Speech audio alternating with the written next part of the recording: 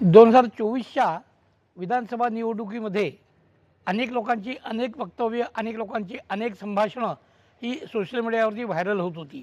ती सगळीच काही बघण्यात येत नव्हती, ऐकण्यात येत नव्हती. पण एकदा का भारतीय जनता पक्ष आणि शिवसेना यांचं राज्य प्रस्थापित झाल्यानंतर जेव्हा मागं जाऊन कोणाचं काय म्हणणं होतं हे तपासण्याचा, बघण्याचा एक प्रयत्न केला, त्यावेळेस एक कोणतरी नटी होती असं म्हणतात. सिनेमामध्ये काही तिला बघण्याचं कधी आठवत नाही आहे, पण स्वरा भास्कर नावाची कोणीतरी एक नटी होती आणि त्या नटीची बरीचशी बडबड वेगवेगळ्या प्रकारच्या चॅनलवरती, यूट्यूबवरती किंवा बातम्यांमधनं ऐकायला मिळाली.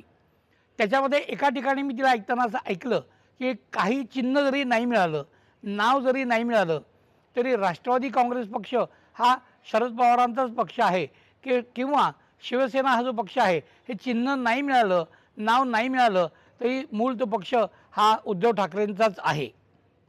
ज्या गोष्टीवरती सरकारने किंवा न्यायालयाने निर्णय दिलेला आहे, न्यायालयामध्ये ही केस चाललेली आहे, न्यायालयाने सगळे पुरावे तपासलेले आहेत आणि ते सर्व पुरावे तपासल्यानंतर जर का ते चिन्ह आणि ते नाव हे जर का शिंदे गटाला किंवा अजित पवारांना दिलेलं असेल तर त्या विरोधामध्ये अशा पद्धतीचं वक्तव्य करणं हे न्यायालयाचा अपमान आहे. खरं पाहता स्वरा भास्कर नावाच्या या बाईचं वक्तव्य हे कोर्टाचा अवमान ह्या दृष्टिकोनातून घेतला पाहिजे आणि तिला शिक्षा झाली पाहिजे. ही बाई कायमस्वरूपी, मी अनेक तिचे व्हिडिओज बघत असताना माझ्या लक्षात आलं की ती हिंदूंच्या विरोधामध्ये प्रामुख्याने बोलते. थोडासा अभ्यास करायसारखी ती व्यक्ती नाही आहे, पण थोडंसं बघायला सुरुवात केली, कोण व्यक्ती आहे, काय आहे, कुठली बाई आहे बाई, तेव्हा असं लक्षात येतं की JNU या युनिव्हर्सिटीतनंही बाहेर पडलेली आहे. म्हणजे जी युनिव्हर्सिटी राष्ट्रद्रोहाची एक फॅक्टरी म्हणून ओळखली जाते, त्या युनिव्हर्सिटीतनं ही शिक्षण घेऊन बाहेर पडलेली आहे असं काहीसं लक्षात येत आहे. कायम राष्ट्रविरोधी वक्तव्य करणं, कायम हिंदू विरोधी वक्तव्य करणं, कायम जे न्यायालयाने दिलेले निर्णय आहेत त्याच्या विरोधात वक्तव्य करणं, समजते कोणी स्वतःला आहे कोण? एक नटी म्हणून सुद्धा तिचा परिचय नाही आहे. मी जेव्हा ते बघत होतो तेव्हा मी थोडंसं बघायला कोण बाई ही आहे कोण हे हुडकावं लागलं. तेव्हा कळलं की काहीतरी नटी-बिटी म्हणून तिने काही थोड्या बहुत सिनेमांमधनं कामबिम केलेलं आहे, नाचगाणी वगैरे काहीतरी केलेली आहेत असं दिसतं आहे. ठोसपर्यंत काहीच सांगता येणार नाही तिच्याविषयी. पण अशा पद्धतीनं हिंदुत्वाच्या विरोधामध्ये या भारतामध्ये वक्तव्य करणाऱ्या या बाईला जनसामान्यांनी पूर्णपणे नाकारलं पाहिजे, हे अत्यावश्यक आहे. असे सर्व लोक की जे हिंदुत्वाच्या विरोधात बोलतात, असे सर्व लोक जे राष्ट्रविरोधामध्ये बोलतात, त्या सगळ्यांच्या विरोधामध्ये हिंदू समाजाने पूर्णपणे ताकदीनिशी उभं राहिलं पाहिजे, हे अत्यंत आवश्यक आहे. हे ते लोक आहेत आपण जे म्हणतो की छत्रपती शिवाजी महाराजांनी एवढं मोठं स्वराज्य उभं केलं तर त्यांच्या विरोधात लढणारे होते कोण? मोगल अगदी कमी होते, मोगलांचे सरदार थोडे होते, पण त्यांच्या हाताखाली जे सरदार होते, जे प्रत्यक्षात लढले किंवा जे सैन्य होतं जे प्रत्यक्षात लढले ते आपलेच लोक होते. इंग्रज होते किती, मुठभर इंग्रजांच्या हाताखाली होतं कोण? आपलेच लोक होते. आपल्याच लोकांनी आपल्याचवरती अत्याचार केलेले आहेत. ते आपले जे लोक म्हणायचे त्यातली स्वरा भास्कर एक आहे. आपल्याच देशावरती, आपल्याच लोकांवरती, आपल्याच हिंदुत्वावरती, आपल्याच अस्तित्वावरती गदा आणणारी ही बाई मला दिसू लागलेली आहे. कोण आहेस तू आणि कुठल्या अधिकारानं तू हिंदुत्वाच्या विरोधामध्ये बोलतेस? कुठल्या अधिकारानं तू म्हणतेस की मूलभूत शिवसेना ही उद्धव ठाकरेंची आहे? बाळासाहेब ठाकरेंचे विचार ऐकलेले आहेस का? बाळासाहेब ठाकरे काय तर्फेनं बोलायचे, काय हिरिरीनं बोलायचे, काय स्पष्ट बोलायचे, कधी ऐकलेलं आहेस? ज्या बाळासाहेबांनी कधीही मागणी केलेली नसताना या महाराष्ट्राने आणि या भारताने हिंदू हृदय सम्राट हे नामाभिमान त्यांना दिलेलं आहे. ते काही त्यांनी मागून घेतलेलं नाही आहे, ते काही त्यांनी कोणाकडनं हिसकावून घेतलेलं नाही आहे.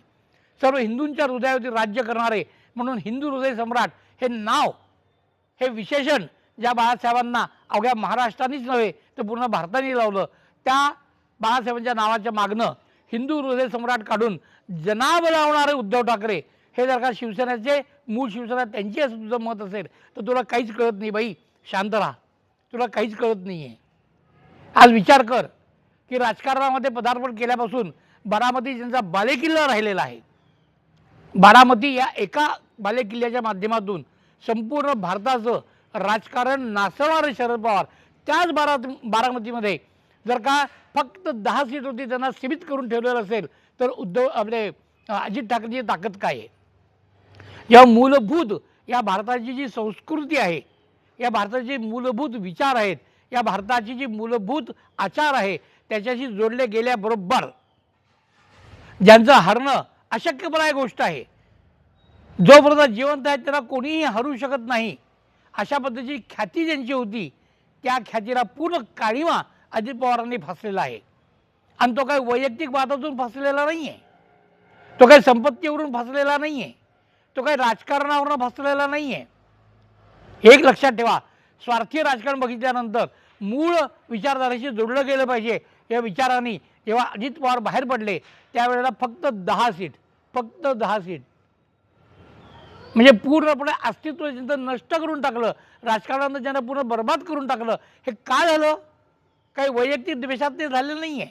अजित पवारांच्या समोर आज जर का शरद पवार अचानकपणे आले तर मी तुम्हाला गॅरंटी देतो की आजही अजित पवार खाली वाकून पदस्पर्श करून त्यांना नमस्कार करतील. तो मोठेपणा आणि तो शहाणपणा अजित पवारांच्याकडे आहे. पण राजकारण हे राजकारणाच्या पद्धतीनेच खेळलं गेलं पाहिजे. आणि म्हणून जेव्हा जी राष्ट्राच्या विरोधातली विचारधारा आहे, जी जातीय वाद वाढवते, जी विध्वंस करते, जे माणसाला माणसापासून लढवतात, बिघडवतात, समाज विघटित करतात, ती विचारसरणी आपण सोडली पाहिजे. हा वैचारिक भेद, हा वैचारिक परिवर्तन अजित ठाकरेंच्यामध्ये आल्याबरोबर जो बालेकिल्ला म्हणून शरद पवारांचा समोर जात होता त्या बालेकिल्ल्यामध्ये शरद पवारांना नेस्तनाबूत करून टाकलेला आहे. त्यामुळे राष्ट्रवादी काँग्रेस हा अजित पवारांचाच पक्ष आहे आणि शिवसेना हा शिंदे गटाचाच पक्ष आहे. बाळासाहेबांची विचारधारा एकनाथ शिंदे पुढे चालवत आहेत आणि मूळवादी राष्ट्रवादी विचार म्हणून जो काय विचार म्हणायचा तो विचार घेऊन आज अजित पवार बाहेर पडलेले आहेत. शरद पवारांनी राष्ट्रवादी हे नुसतं नाव दिलं होतं आणि राष्ट्रवादीच्या नावाखाली स्पष्टपणे जाहीरपणानं जाहीर सभेमध्ये राज ठाकरेंनी याचा उल्लेख केलेला आहे की ज्या दिवशी NCP म्हणजे शरद पवारांनी स्थापन केलेली राष्ट्रवादी काँग्रेस हा पक्ष प्रस्थापित झाला तेव्हापासून जातीयवाद हा महाराष्ट्रामध्ये वाटलेला आहे, बोकाळलेला आहे. आणि हा आरोप खोटा नाही आहे, हा आरोप 100% खरा आहे. हा जातीवाद नष्ट व्हावा म्हणून अक्षरशः पूर्वापार शाहू आंबेडकर फुलेंनी प्रयत्न केलेले आहेत.